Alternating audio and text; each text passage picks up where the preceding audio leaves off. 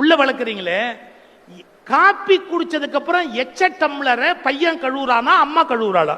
பையன் காப்பி குடிச்ச டம்ளரை இங்க இருக்கிற அம்மால எத்தனை அம்மா கழுவுறீங்க? நீங்க உங்க பையனை முன்னேற விடாம கெடுக்குறீங்கன்னு அர்த்தம். நாளை காலையில காப்பி குடிச்ச டம்ளரை கழுவி வைடா அப்படின்னு சொல்லிட்டு ஹஸ்பண்டையும் ஒரு பார்வை பாருங்க.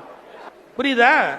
இல்லைன்னா நாளைக்கு அவருக்கும் டா விழுங்கிறது தெரியணும். கணவன் அவருக்கும் தெரியணும். இல்ல நான் கடுமையா பேசுறேன்னு நினைக்காதீங்க. ஏன் அவன் குடிச்ச காப்பி டம்ளர் அவன் கழுவுனா என்ன செத்துப்படுவன?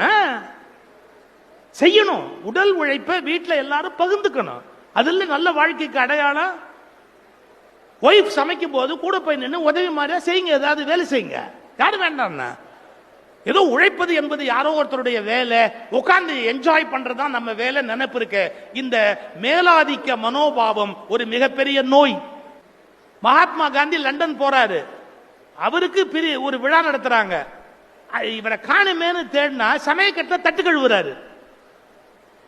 ஏன்னா எல்லாரும் சாப்பிட வேண்டாமாப்பா, அப்ப தட்டு கழுவுனா தானே சாப்பிட முடியும் அப்படிங்கிற. அதான் நல்ல பண்புக்கு அடையாளம்.